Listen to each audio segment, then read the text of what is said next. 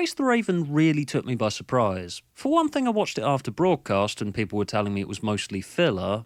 And two, the last episode that knew who did that everyone was talking up as this deep and moving character piece came out and appeared to be under the impression that what constituted a deep and moving character piece was sitting two people in a room talking about random stuff before proceeding to do exactly what Doctor Who does all the bloody time. So I never expected Face the Raven to do a much better job of being a character piece, while at the same time folding some interesting sci-fi ideas into its plot. That, yes, are kind of ripped off from Diagon Alley from Harry Potter, like everyone and their mum has pointed out. But honestly, if it's done well, and it is, does anyone really give that much of a shit? I mean, we start out with not an amazing, but a decent opening hook for a mystery with Rigsy from Flatline waking up with a mysterious tattoo that counts down to his death. He calls the Doctor, and then we introduce the idea of this alien society living hidden from normal humans in central London, which they explain via an obscure bit of history about people who drew up maps. And it was at this point that I suddenly sat up and realised,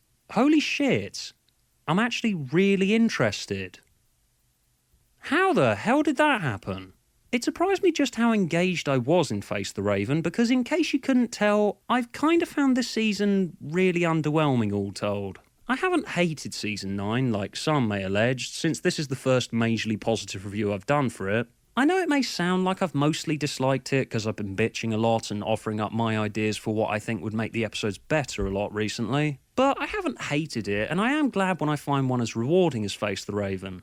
So anyway, while I do like that Riggsy's a father now, I don't know why, but for some reason it makes him feel a bit more real and more likeable to me. I'm also kind of disheartened at the same time because it means he's probably not going to end up being the next companion. Because we'd probably start thinking he's a bit of a twat if he runs out on his kid to go travelling in time and space. But I would quite like Rigsy to be our next companion based on just how much I enjoyed him in this one. While I felt he wasn't quite all there in Flatline last year, part of that's probably to do with every other element of Flatline overshadowing him, but in Face the Raven, what I like is that he actually acts like a normal human being who's being daunted by unexplained alien events would. And we basically spend most of the episode with him put in a vulnerable situation where he's not sure if he's going to make it out alive.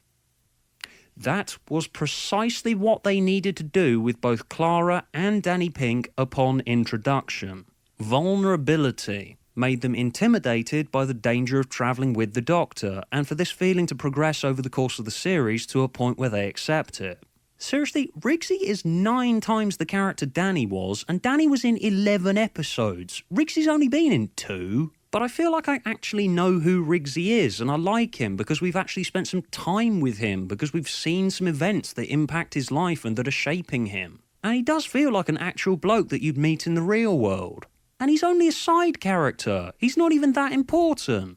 Like, how do you accidentally come up with a compelling character and yet fail with Clara for so long? The character the show's actually been trying to do for the last 3 years. Anyway, moving on to one of the bigger components of this episode, the return of Ashilda. Sorry, me. Really, why not just go the whole hog and literally call her River Song Mark II? But while you might expect me to start bitching about Ashilda, and don't worry I will, there is some stuff to bitch about, but this may be an unpopular opinion, but I was kind of starting to warm to Ashilda in this one. While she has essentially become a completely different character again, and while her story arc this series has been really lacking, I felt I understood her a bit more in this scenario. I did really like that she's in charge of an alien refugee camp. She's gained some form of societal trust and responsibility and moral high ground, but she has a different way of applying that moral high ground to the Doctor in the way that she deals out punishments. While yes, like with Woman Who Lived, we haven't really seen any of the events that led up to her being the person she is now, but I felt I didn't need to because Sarah Dollard succeeded in giving me a sense of who she was by this point in time purely through the events of the narrative.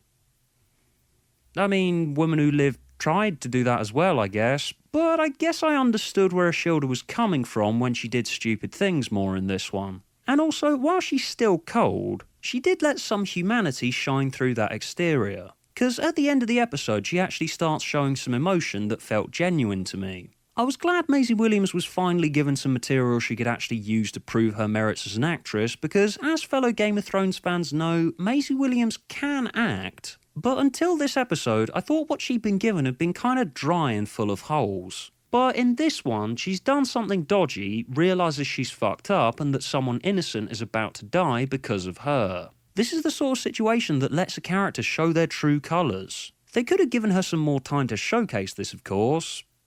Again, dear BBC, please make the show an hour long already. But I did get enough out of it, is all I'm saying.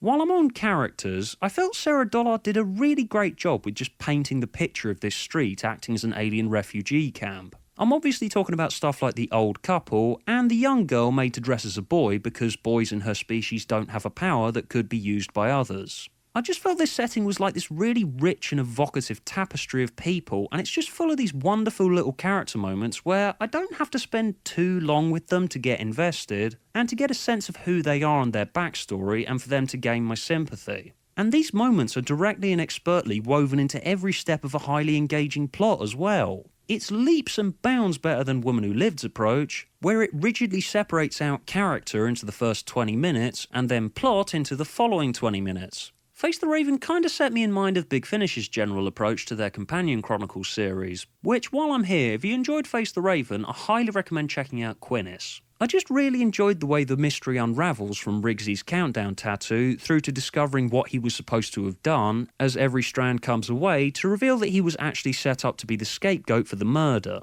how the chronolock works, the Raven, and finally Ashilda's intentions. It's very tightly structured, and while I would be complaining about how the main body of the episode had to essentially be shortened by about 10 minutes, I felt the pace was mostly decent and every idea mostly had enough room to breathe. So I didn't really mind that the final 10 minutes are almost entirely there to set up the next 2 episodes and basically amounted to, the reason I did this was I made a deal with these unmentioned beings from another place who are going to be in the finale. Mysterious and terrifying beings. I wonder who they could be.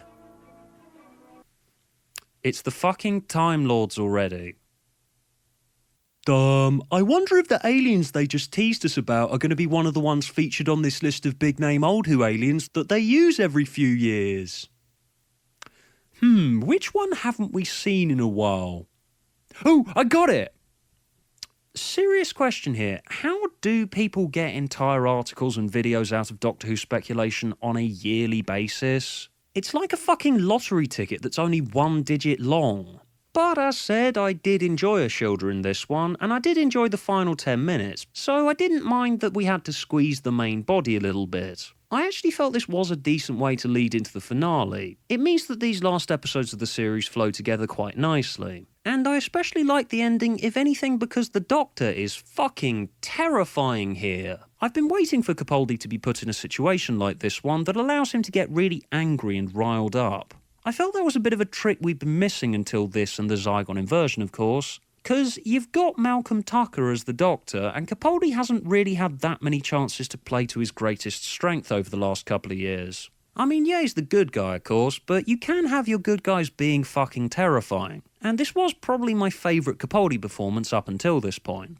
Anyway, I know that lots of you will roll your eyes at this next point, as last year I was appointed treasurer of the We Hate Clara anti-fan club, from which I'm probably about to be fired because I actually really enjoyed her in this one. As with Girl Who Died, I found her interactions with the Doctor are just really warm and charming, and it's one of those rare episodes where they actually feel like the good friends that the Doctor and Companion really should be by this point. Which begs the obvious question of, why has this happened so rarely this series?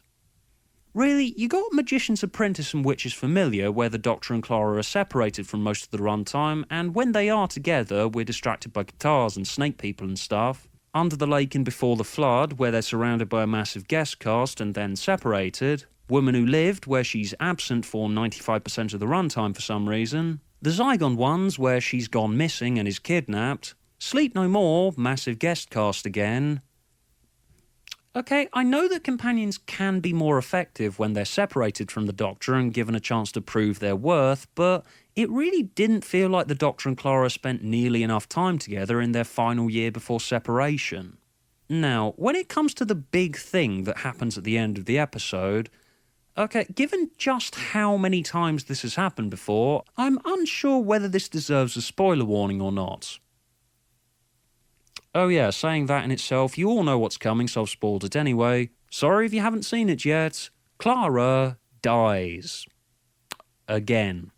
Now, while I thought her death was well executed, I like how it's tied directly into the plot of this one. It's incidental to the story, and the setup for it is done without much ceremony. The reason that she has to die mostly makes sense, and wow, is it really satisfying to watch. Just let's watch that again.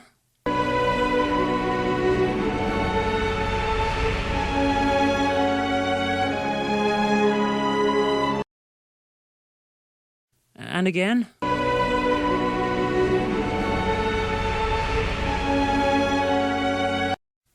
Okay, just one more time.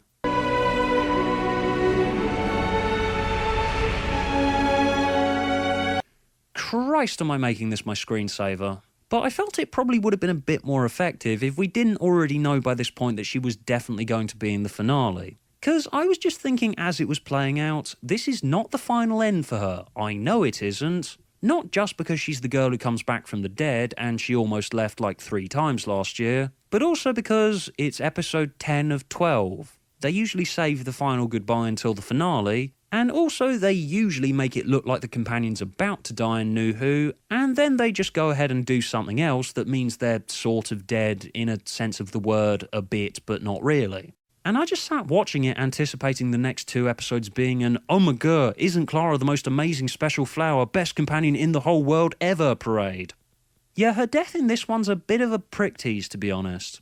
But I guess that's me adding the context of being a viewer to a story that should be functioning in its own right again, and I will note that the following did surprise me because I thought this scene was genuinely well written, and me, cynic that I am, was sincerely doubting that Clara's actual death ever could be effective, given just how many times she's died / almost left before.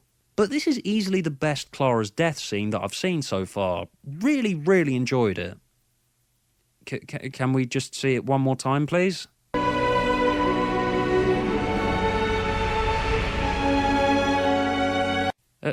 And again.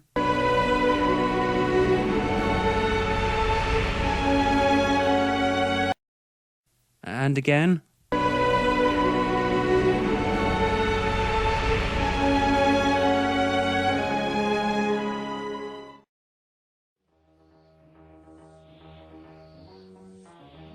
All in all, my faith in the show just came flooding back. While it's not without its flaws, of course, Sarah Dollard's delivered an evocative and engrossing little script that seemingly effortlessly managed to hook me in from the word go.